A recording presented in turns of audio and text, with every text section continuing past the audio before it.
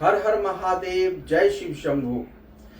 प्रिय दर्शकों, आज का जो विषय वस्तु है ये है रहस्यमय ग्रहों से संबंधित विषय वस्तु का। जी हाँ, नवग्रहों में राहु और केतु को रहस्यमयी ग्रहों की श्रेणी में रखा गया है। राहु और केतु का हमारे जीवन पे बहुत ही अलग प्रभाव है। तो हम बात करते हैं यहाँ पे राहु की। हम जानेंगे इस वीडियो के माध्यम से कि हमारे जीवन पर राहु का किस तरह प्रभाव है। तो प्रथम श्रेणी में राहु के शुभ प्रभाव भी होते हैं हमारे जीवन पे। द्वितीय श्रेणी है राहु हमारे जीवन पे अशुभ प्रभाव भी डालते हैं। और तृतीय श्रेणी है कि राहु हमारे जीवन पे मिश्रित फल डालते हैं, मिश्रित प्रभाव, अर्थात कुछ मामलों में शुभ प्रभाव और कुछ मामलों में अशुभ प्रभाव। तो सर्वप्रथम हम बात करते हैं कि अगर आपकी कुंडली में राहु की स्थिति बहुत ही शुभ हो और आपके जीवन में राहु की समय अवधि अर्थात महादशा या अंतरदशा प्रारंभ हो, तो इस समय अवधि में अगर राहु के अच्छे परिणाम आपके जीवन पे पड़ रहे हों तो आप अवश्य ही, जब तक राहु की समय अवधि है तब तक एक अत्यंत निर्दोष गोमेद का उपयोग करें। अवश्य ही आप अत्यंत उन्नतिशील होइएगा। आपके जीवन पर राहु शुभ स्थिति में हो, इसकी जानकारी आपको कैसे मिलेगी?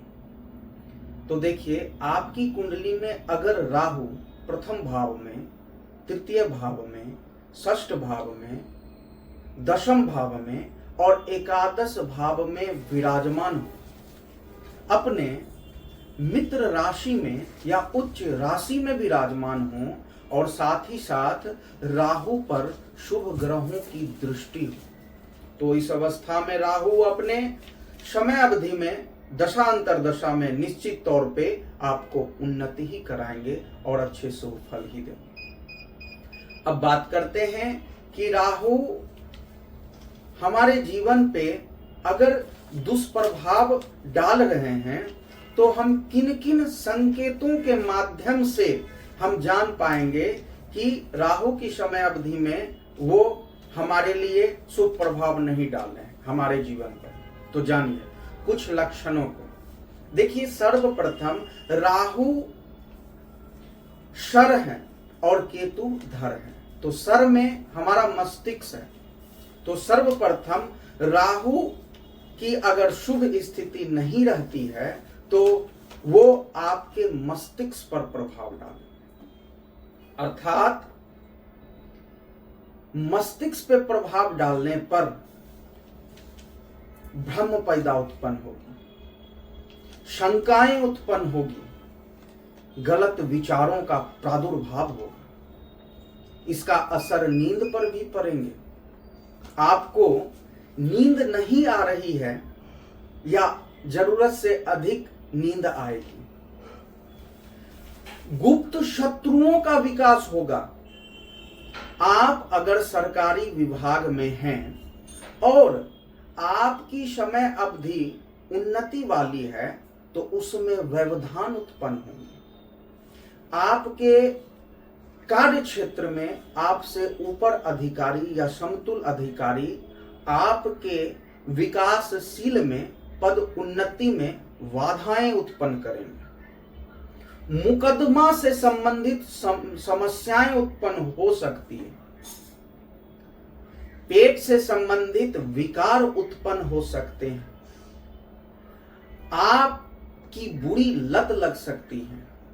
आप जिद्द स्वभाव के हो सकते हैं। आपकी जिद्द की बढ़ोतरी हो जाएगी। इसके अलावे आप भ्रमित होइएगा।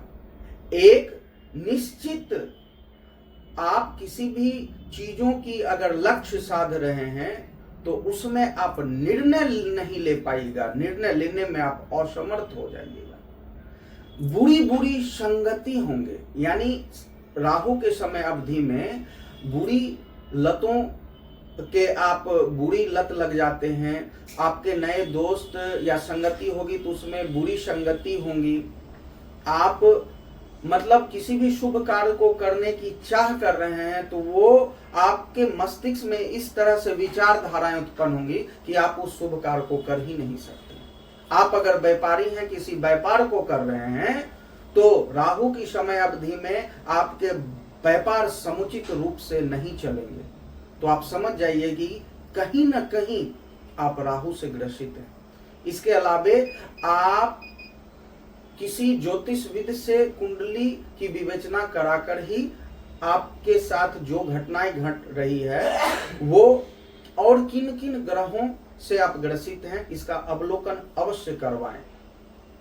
इसके अलावे आप अगर कोई विचार आपको दे रहे हैं वो अच्छे विचार हैं तो वो विचार आपको अच्छे नहीं लगेंगे, उस पर आप अमल नहीं करिएगा।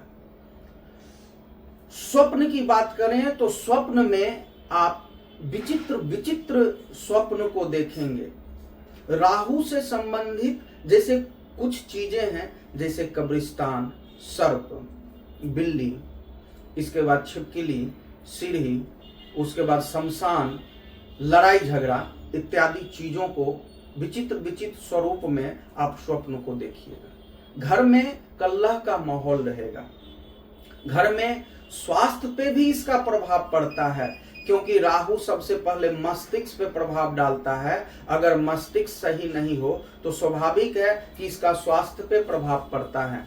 अर्थात आपके जो संक्रमण आपके शरीर की जो रोग निरोधक क्षमता है उसमें न्यूनता आती है, तो आप मतलब जल्द ही एलर्जी संक्रमण के अधीन आ जाते हैं, आपको छींके आती है, सर्दी जुकाम लगते हैं।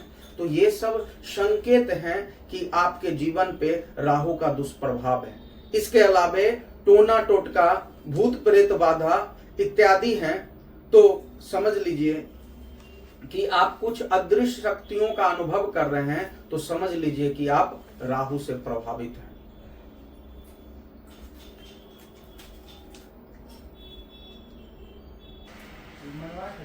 इसके अलावे आप अगर राजनीतिक क्षेत्र में हो, आप खुफिया विभाग में हो, आप ब्रोकरी का काम कर रहे हो, आप माइनिंग्स का काम कर रहे हो, अर्थात जहां पे खनिजों का खनन किया जाता है उससे संबंधित कार्य को कर रहे हो, तो इस कार्य क्षेत्र में कुछ मामलों में शुभ और कुछ मामलों में अशुभ परिणाम मिले, या जो भी शुभ अशुभ बताए गए हैं उसका सम्मिश्रण फल आपके जीवन पे पड़े, तो आप समझ लीजिए कि राहु आपके जीवन पर कुछ शुभ तरीकों से और कुछ अशुभ तरीकों का प्रभाव आपके जीवन पे डाल रहे हैं। अब हम बात करते हैं कि आपको हम समझाने की कोशिश करेंगे और आप समझिएगा भी इस पृष्ठ के माध्यम से कि राहु से संबंधित किन किन तथ्यों को हम यहाँ पे अंकित किए हैं। तो आइए और जानिए राहु के बारे में और सी चीजों। आप सबों को मैंने अपने तरफ से पूरी कोशिश किया है कि राहु से संबंधित जानकारी देने की। अब हम राहु को प्रसन्न करने हेतु कौन कौन से उपाय को करें इसके बारे में हम जानेंगे।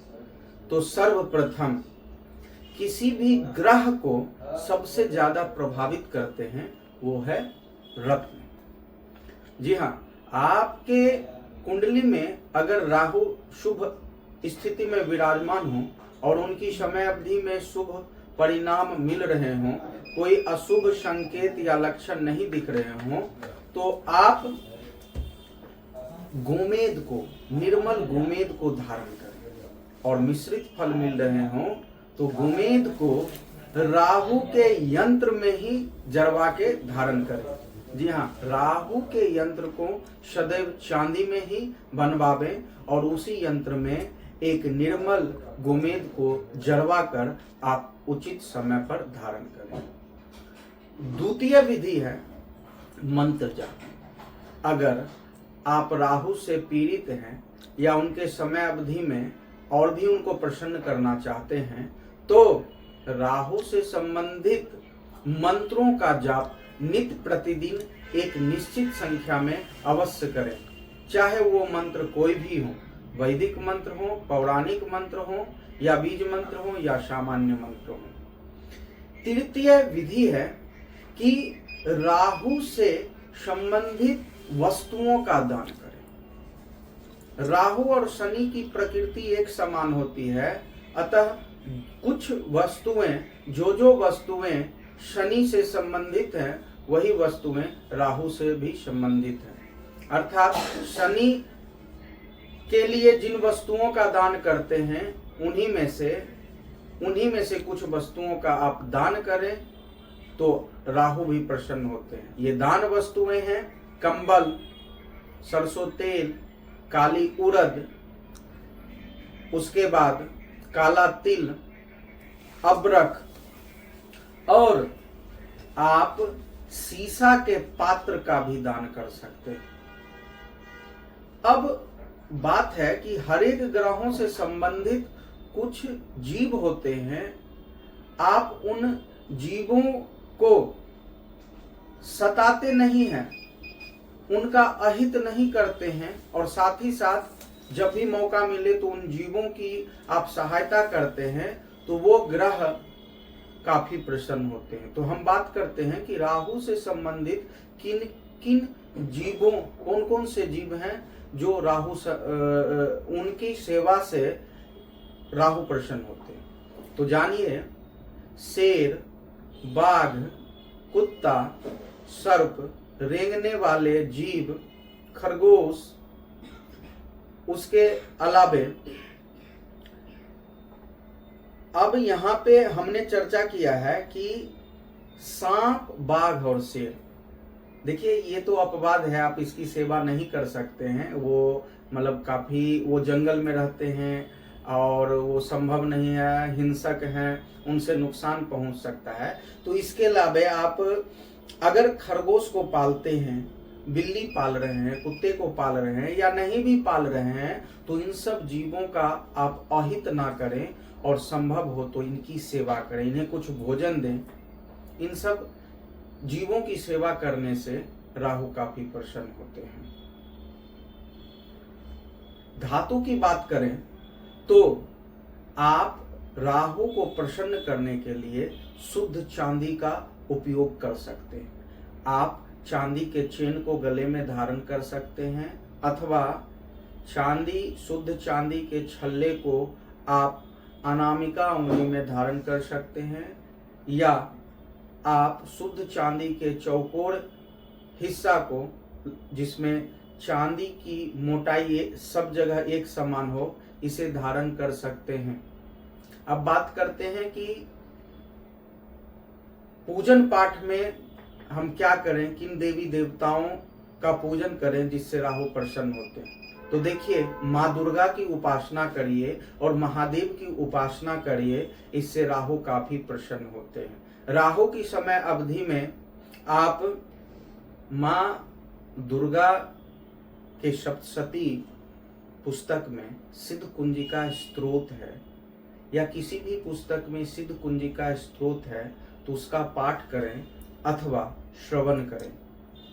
तो राहु की समय अवधि में आप विशेष तौर पे माँ दुर्गा जी की आराधना करते हैं और महादेव की आराधना करते हैं, तो निश्चित तौर पे राहु के दुष्प्रभाव से आप बच सकते हैं, और साथ ही साथ वो प्रसन्न होके आपके जीवन पे शुभ प्रभाव देते हैं।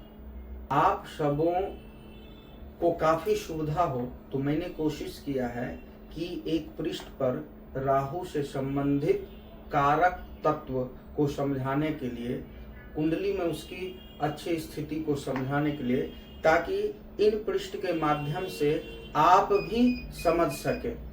तो आइए जानते हैं पृष्ठ के माध्यम से।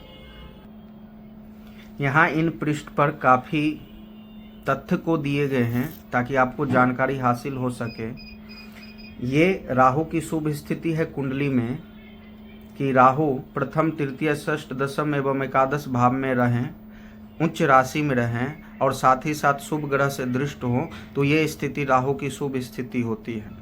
और हमने आपको बताया है कि इसके शुभ अशुभ मिश्रित परिणाम होते हैं।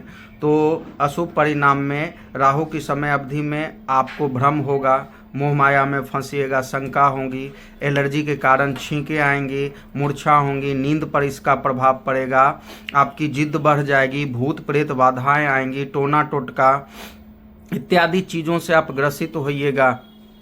उसके बाद हम बात करते हैं कि जैसे राहु से संबंधित कुछ स्थान भी होते हैं, शमशान, कब्रिस्तान, छत, सीढ़ियाँ, चौराहा, जेल, उसके बाद ससुराल। देखिए, इनसे भी आप जान सकते हैं कि अगर आपके ससुराल पक्ष से संबंध अगर खराब चल रहे हों, खराब स्थिति में आ गए हों, तो ये राहु के अशुभ परिणाम के लक्षण हुए।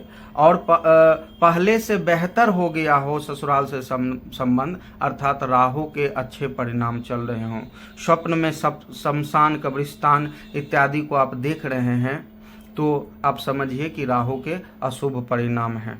इसके अलावा आप अपने छत की सफाई करिए, सीढ़ियों की सफाई करिए और अपने घर में सारे चीज़ों को व्यवस्थित करिए, खास करके साफ सफाई वाला सामान, झाड़ू, पोछा। इसके अलावा आप जूता, चप्पल, चमड़ा से बने इत्यादि चीज़ों को व्यवस्थित करें।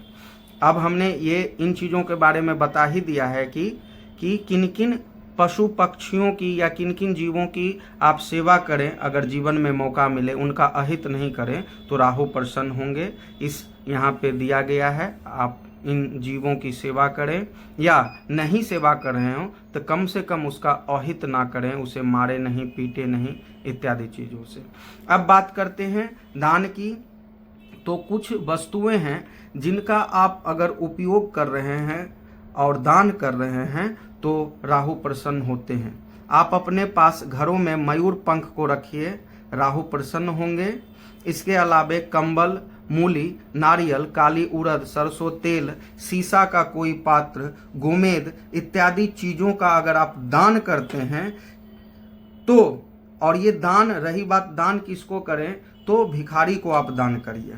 क्योंकि यहाँ पे देखिए कि राहु जो है उसके अंतर्गत भिखारी, यानी भिखारी जो है उसके भी कारकत्व राहु के अंदर आता है। इसीलिए चीज़ों को अगर आप दान कर रहे हैं या किसी मंदिर में जा रहे हैं तो मंदिर के आगे कई भिखारी होते हैं, उनको आप दान कर रहे हैं तो राहु काफ़ी प्रसन्न होते हैं। देखिए, चर्चा कई पुस्तकों में दिए गए हैं, तो उनमें से कुछ चर्चा इन पुस्तकों में भी है। गीता प्रेस गोरखपुर की प्रकाशित ये पुस्तक ज्योतिष तत्वांक में यहाँ पे वर्णित है, रत्नानी मनोज्ञानी ग्रह दोष हरानी च, अर्थात अगर हम ग्रह से संबंधित रत्न को धारण करते हैं तो वो हमारी सुंदरता को बढ़ाते हैं और साथ ही साथ ग्रह के दोषों का हरण भी करते हैं। इसके अलावे किन से संबंधित कौन कौन से रत्न को आप धारण कर सकते हैं उसकी भी चर्चा शास्त्रों में है। देखिए, इसी 4 श्लोक एकदम जो आप देख रहे हैं यहाँ पे वर्णित नहीं है, लेकिन आगे के पृष्ठों में ये वर्णित है। यहाँ पे देखिए कि लिया गया है जातक पारिजात द्वितीय स्कंध के 21वें श्लोक में किस ग्रहों से संबंधित आप कौन से रत्न पहन सकते हैं, उसकी 9 रत्नों की यहाँ पे चर्चा है। माणिक्यम अर्थात माणिक आप जान ही रहे हैं, दीन नायकस्य विमलम मुक्ता, मुक्ता का अर्थ हुआ मोती, तो मुक्ता फलम शीतगोर, माहे यस्य च विद्रुमम, विद्रुम का अर्थ होता है मूंगा, मरकतम अर्थात पन्ना, सौम्यस्य गारुतम कम, देवेज्यस्य च पुष्पराग। देखिए, पीला पोखराज को संस्कृत में पुष्पराग कहा गया है। पुष्परागम सूराचार्यस्य वज्रम, हीरा को संस्कृत में वज्र के नाम से संबोधित किया जाता है। शनेर नीलम, नीलम अर्थात नीलम आप जान ही रहे हैं। निर्मल्य मन्ययोश्च गदिते, गोमेद, गोमेद को आप जान ही रहे हैं। वैडूर्य के, वैदुर का अर्थ होता है लहसुनिया। तो शास्त्रों में भी रत्नों की चर्चा है, तो रत्नों का प्रभाव होता है।